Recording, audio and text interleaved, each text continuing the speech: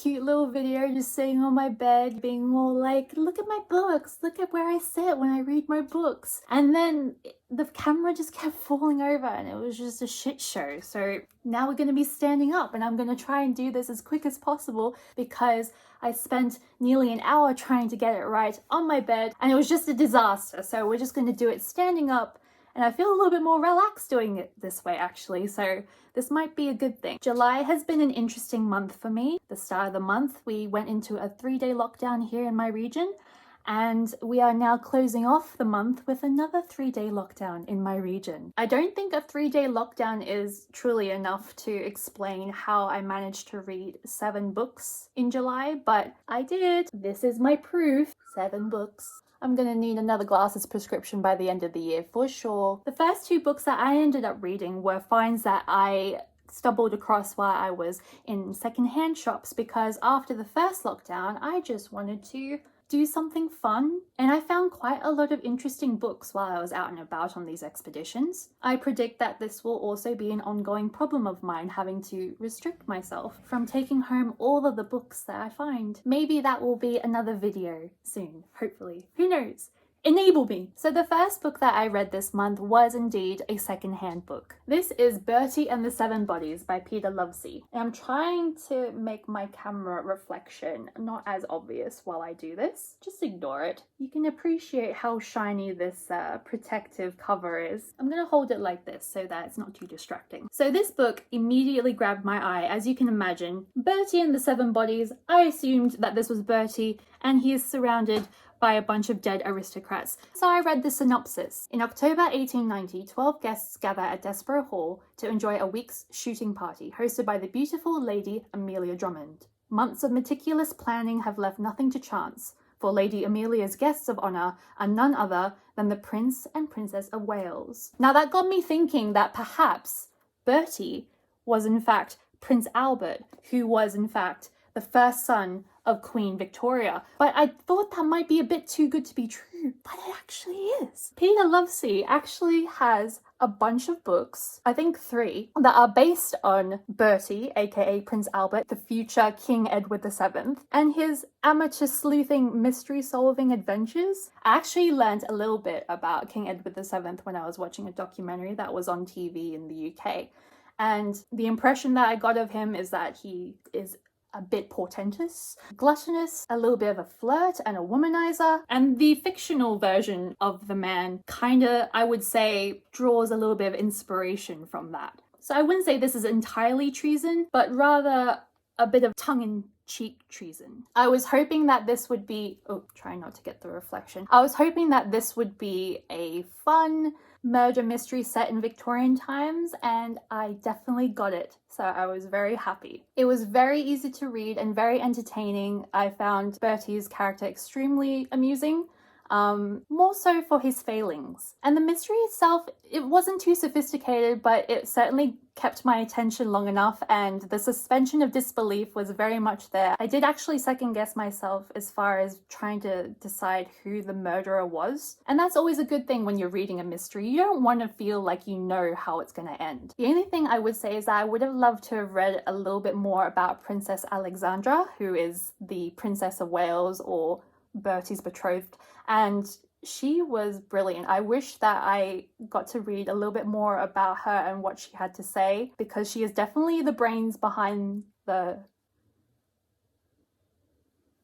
man. I'm definitely going to keep my eye out for the other Bertie books just because this one was so entertaining. And I say that this is a win because I had never heard of this book before I picked it up, and now that I've read it, I want to read more of it. Another book that I found in a secondhand shop was this one. This is called King Solomon's Ring by Konrad Z. Lorenz. Konrad Z. Lorenz was actually a psychologist, zoologist, animal behaviorist, and this is actually a memoir slash compilation of observations that he had accumulated throughout years of observing, keeping, and basically loving animals. Colloquially, he was actually regarded as the real Dr. Dolittle, and I think he even won a Nobel Prize for writing this book. And all of this I didn't know about. I only picked it up in the shop, not knowing what it is, and realizing that I needed to get this. Where is the light gone? This is just getting better and better. And we're back. It's also worth mentioning that the title of this book is a reference to a king in the Bible who was said to have the ability to talk to animals. Konrad himself, although touted to be this Dr. Dolittle, he was able to communicate with animals in their own calls and responses. And he also included a few funny anecdotes about that too. And I was very heartened to discover that one of the birds that he had observed and kept for years was the jackdaw. A year ago, Serge and I actually found and rescued a hatchling of a jackdaw that fell out of its nest in Richmond Park. We knew it was the right thing to take it to a wildlife rescue, but I would be lying if I said that we didn't consider keeping it for ourselves and trying to raise it as our own. We even nicknamed it Teacup because it was just so tiny. Serge and I have this thing about jackdaws now, and to see it, especially on the cover, look at it. It is a jackdaw. It is not a crow, it is a jackdaw. I really wanted to read Konrad's experiences with jackdaws and to see, as a scientist, what his observations are of that particular bird, because I know that they are very intelligent and very empathetic. They just seem to know and trust humans, which is just so endearing. And it was quite a treat to read about his experiences with them. There are also a lot of interesting facts about the animals that he was charged with, and there are a lot of things that he touched upon in regards to animal behavior versus human behavior, which provide a lot of food for thought. So I definitely recommend this book if you are thinking about reading some non-fiction that is just a little bit different. I mean, how many non-fiction books have you come across where the author has also included his own little doodles in the margins? Like, have I sold it to you already? I think I did. And the third book that I found in a secondhand store, I know I have a problem.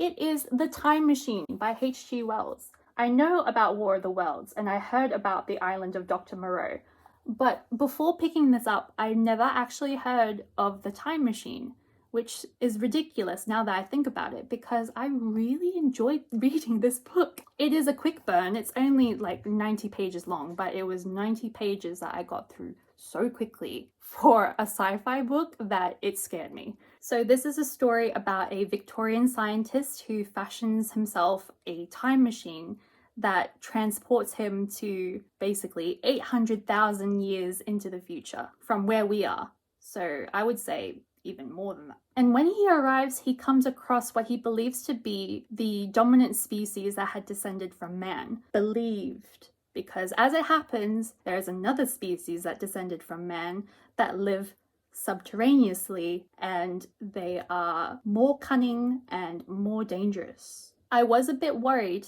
originally, I'm not gonna lie, because this was written in the late 1800s, so it is essentially Victorian style writing. But I would say that after the first 2 pages, once I got used to the style of writing, I really got into it. I don't want to say too much more about the story because it is a short one and I don't want to give anything away. But yes, essentially I was happy to find this, and I was extremely happy to discover that I really liked it, and I wouldn't mind reading it again. It has made me feel a little bit more confident about not just reading classics, but sci-fi classics, or more in the sci-fi genre, which up until now has kind of intimidated me a little bit. So yeah, now July is the month for NAIDOC week, and NAIDOC week is usually a week that is held in the first half of July that celebrates the culture, history and traditions of Aboriginal and Torres Strait Islander peoples here in Australia. The great thing about it as well is that it's not limited to just Aboriginal and Torres Strait Islander people. In fact, all Australians from all walks of life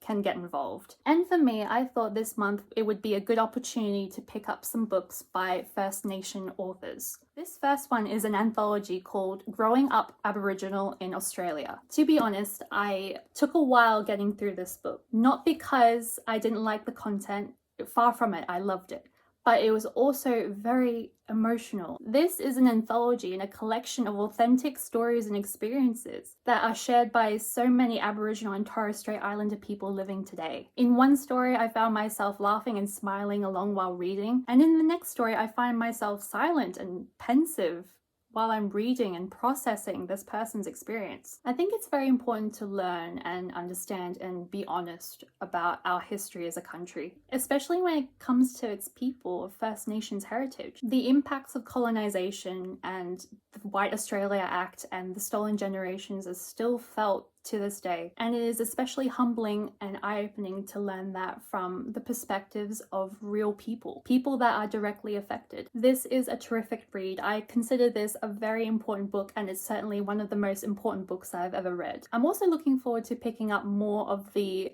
Growing Up in Australia series, particularly the one about growing up Asian, as I am also half Asian, and I would be very interested to read about the perspectives of fellow second and third generation Asians. But even if you're not Australian, you should definitely check out these types of books because they teach you things. And my second NAIDOC read is actually a poetry collection by a young writer called Kirli Saunders, and it is called Kindred by Kirli Saunders. Like, what an eye-catching cover. It will certainly take pride in place among my other poetry... Excuse me. It will certainly take place... Sorry.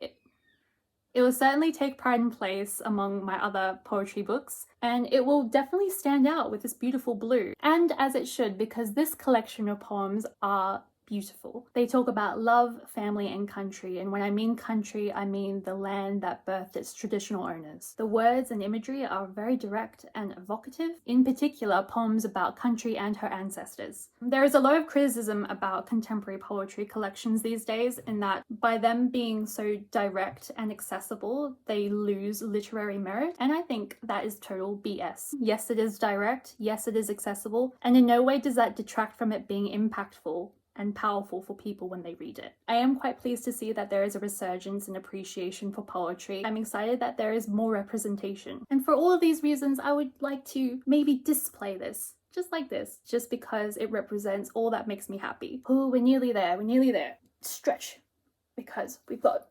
2 more books to go. Ugh. So the second last book that I managed to read this month is a collection of short stories by Australian writer Chloe Wilson, and it is called Hold Your Fire. Number 1, the cover is really cool. It has a leopard. Number 2, I was very interested to see what Chloe Wilson's writing is like, especially if there is a short story that has a leopard and a child firing a cannon. And as I expected, it was a very mixed bag. A lot of funny stories, a lot of spooky stories, a lot of weird, thrilling stories, and I sped through this in about less than 24 hours. Now that I think about it, a lot of these stories seem to have some sort of nature insignia or just a symbol that can be representative of nature, but that might just be me and my conjecture. Funnily enough, my favorite short story is actually the one that's called Hold Your Fire, but I don't recall there being a nature insignia, so that might disprove my theory. If these stories are like parables and that they might have some type of interconnecting link, I'm not sure what it is. Maybe it's that each of them, for me at least, have some sort of character or characters that are actually quite detestable. You know, that might be it actually. New theory, each of these stories happen to have a character of questionable merit / are actually terrible people. And why that is entertaining to me, I'm not sure, but let's go with it. I do tend to gravitate towards things that are quite unusual and sometimes macabre. Not too macabre, but just a little bit. And I definitely got a bit of that in these stories. My only criticism, I would say, is that some of the stories just seem to fall too short. A lot of them started and finished perfectly. It was a perfect arc. For other stories, you get that sensation that it was very stop-start. And that is a very common complaint among people that don't like short stories, in that they're trying to settle into a story and understand why it is that they need to care about these characters or this situation, but then it stops and then it doesn't go anywhere and you don't feel like there's any kind of resolution. And while that might be somewhat of a device, I'm not so convinced that it worked for some of the stories that did that here. Overall, it was a good book. And I would be interested to find other works by Chloe Wilson to see if she is my cup of tea, because this was definitely a great sampler of her writing style and what I could expect. And finally, we're finally at the end. Oh my god. I don't know if I should continue to be reading so many books each month just because the videos are going to be massive. But anyway, here we are at the 7th and last book. I decided to treat myself with a little bit of Terry Pratchett, and I finally read Mort by the aforementioned legend Terry Pratchett. I am sad and regretful when I say that I've only just started getting into Terry Pratchett books. The first book that I read was actually Guards under a recommendation by a lovely bookshop owner. I won't say her name because I don't know for the 2.5 people that would watch this if she would appreciate her name being thrown out there for them. But I will name the bookshop below because I think it is a wonderful bookshop, and for anyone who lives or passes through the Richmond area, they should definitely visit them. But anyway, when she found out that I'd never read Terry Pratchett before, she gave me a look like I was crazy, but then she kind of shoved a copy of Guards into my hands, and since then I am hooked. So I bought a bunch of so since then I really got into collecting the books from the Discworld series just because they are such fun reads, and this was no exception. I was especially looking forward to reading a book about death, or the character of death. For those seldom few who are not familiar with Terry Pratchett or the Discworld novels, Discworld is an alternate universe, I would say. Yeah, Terry had created so many wonderful, complex and interesting characters, and he's written a bunch of books about them and their adventures on the Discworld, or in particular the main city called Ankh-Morpork. Sorry if I mispronounced that to any Terry Pratchett fans. And I love it, I'm here for it. And learning that there are many other books about them and their shenanigans, I was very keen to continue reading about them. So in this book, Mort, the character Death, who is essentially like the Grim Reaper of Discworld, is thinking about retiring, or at least he hasn't stated explicitly, but he does take on an apprentice called Mort, short for Mortimer, of course. And the story basically follows Mort as he learns the ropes, so to speak, about how the business of death is conducted in the Discworld and all of the other job requirements. But then he encounters a beautiful girl, and as you can imagine, he is smitten. But given that he is the apprentice of death, it is not in the best circumstances to meet girls, and so he discovers how difficult it can be when juggling winning the attentions of a pretty girl while also simultaneously making sure that for everyone whose time is up, they are able to pass on into the afterlife or whatever they believe in. Like Guards, I love this book, and I can't wait to read even more about all the characters of the Discworld. I did a thing and I bought a bunch of them, so I might make a video about them later on. I don't know, we shall see. If we continue to have perpetual lockdowns, that may very well be a possibility. Oh, so tiring. Maybe I should lie down and read some more books. Okay, that is it. Thank you so much for watching, and yeah, see you next time. Bye bye.